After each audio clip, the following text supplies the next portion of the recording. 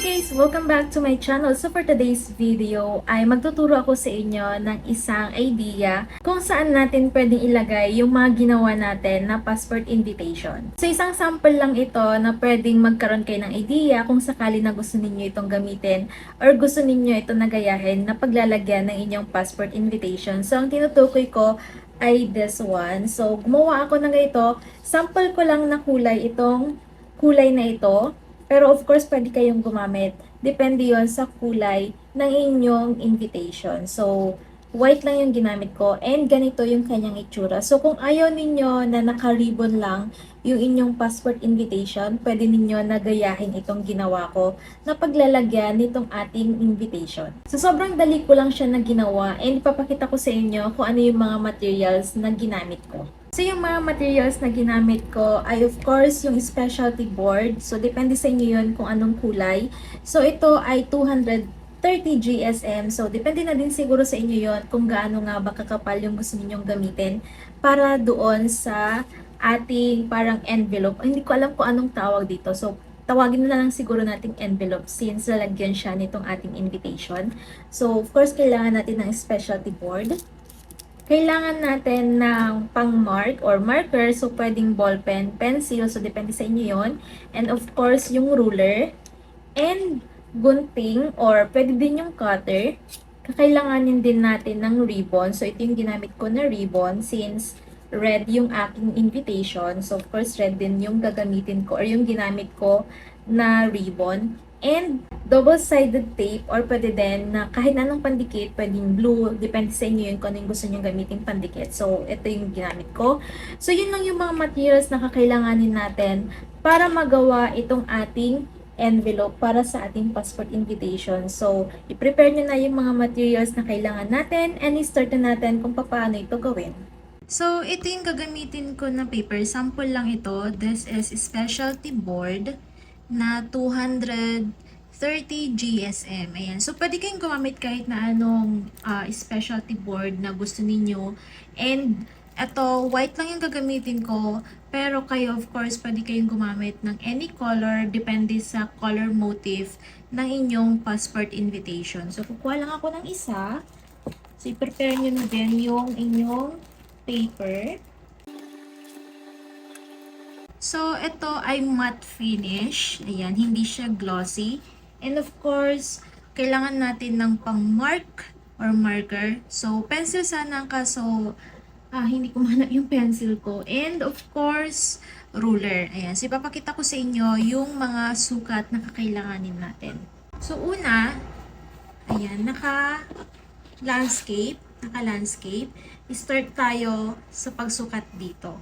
So, ang susukatin natin dyan ay kunin natin yung ating ruler and then magsukat tayo ng 3.75. So, hanggang dito yung 3.75. Magsukat lang tayo. So, both dito and dito magsusukat tayo.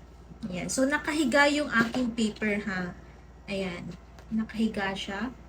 So, magsusukat tayo ng 3.75. So, ganyan siya.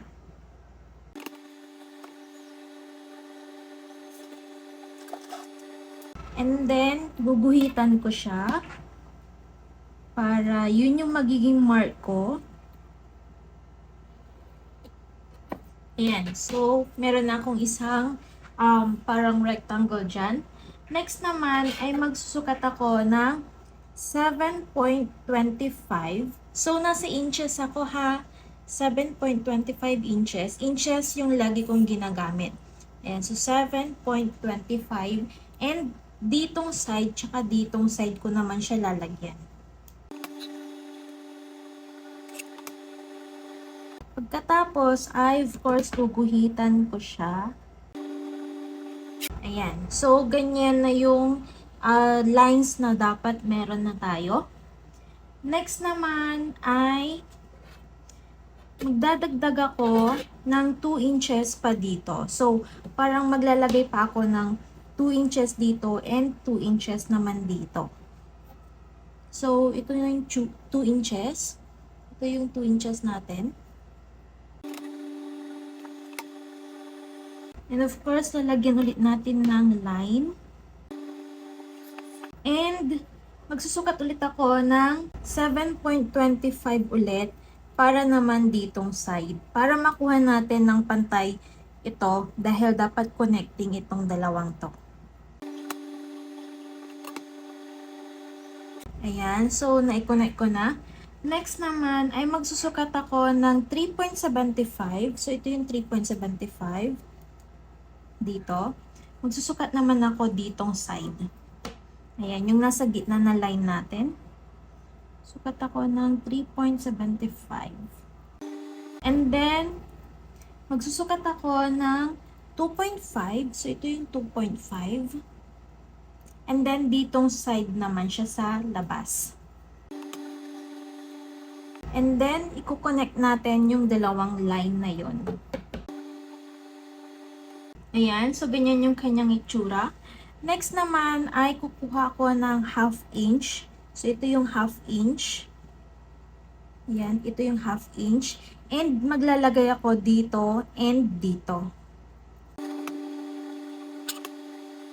Ayan, so naglagay ako dito sa dalawang baba. And of course, i-connect natin yan. Ayan, so dapat meron din kayong ganitong line. And mamarkahan ko yung mga hindi natin isasama dito sa ating layout. So, ito yung mga kailangan nating tanggalin. And then ito. And of course, ito. So, yung natitira, yun yung iiwan natin.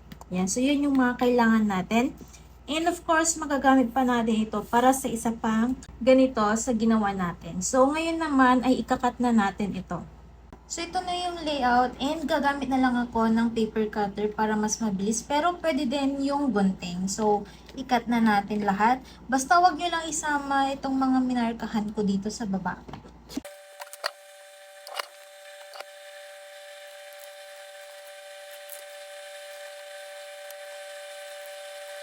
So, ayan, dapat ganito yung itsura niya.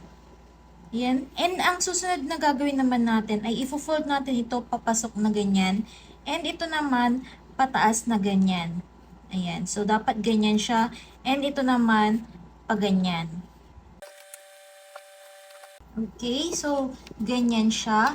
Ngayon naman, ang gagawin ko, para hindi patusok yung mga corners, gagamit ako nitong corner puncher para mag-curve itong mga edges. So, ito kahit hindi na ito, para ganyan na yung kanyang style. Ayan, so na-curve ko na siya.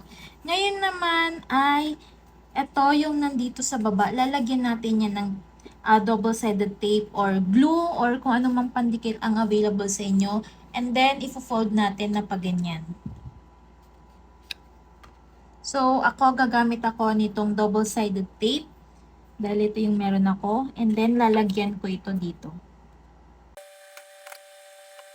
So, ayan, nalagyan ko na. And, ifo-fold ko na siya ngayon dito sa loob.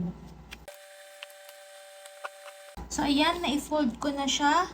And, malapit na tayong matapos. So, kukunin na lang natin yung ating ribbon. So, depende sa inyo yun kung anong kulay ng ribbon yung gagamitin nyo. So, gagamit ako nitong red. Since ang aking passport invitation ay itong red ang gagamitin ko. So, ito ang aking gagamitin. So, ito ay may size na 1/2.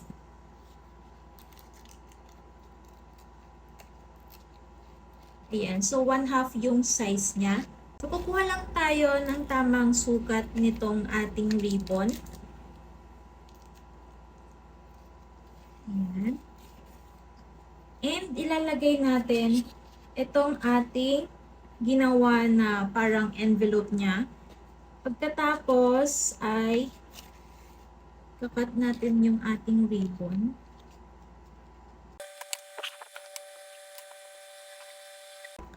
Ngayon naman, ayan, na-center ko na yung ribbon dito. So, ipantay nyo na lang siya dito na area.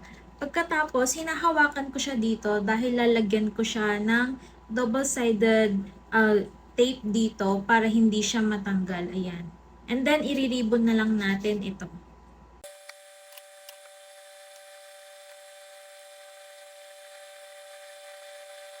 Ayan, na-tape ko na siya.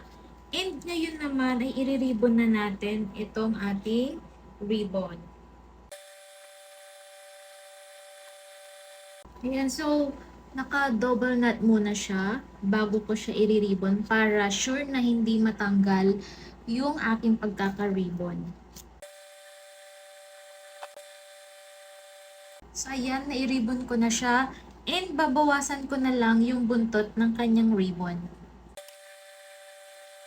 Ayan, so tapos na yung ating ginawa na lalagyan ng ating passport invitation. So, papakita ko sa inyo kung ano yung kanyang magiging style. Ayusin na lang natin ito. And then, ipapasok na lang natin itong ating passport invitation dito sa ginawa natin.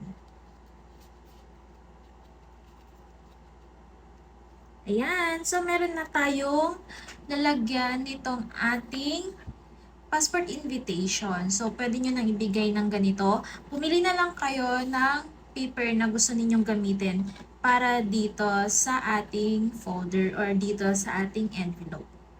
So, ayan, naipakita ko na sa inyo kung paano gawin itong ating envelope. So, sana sundan ninyo dahil sobrang dali lang siyang gawin. Kaya gawin nyo na para meron na din nilagyan yung inyong passport invitation bago ninyo ibigay sa inyong mga guests. So, ayan, sana may natutunan kayo sa video na ito. And kung may mga request and suggestion pa kayo, mag-comment lang kayo dyan sa baba at gagawin ko ng video. Again, thanks so much for watching and see you sa akin next video.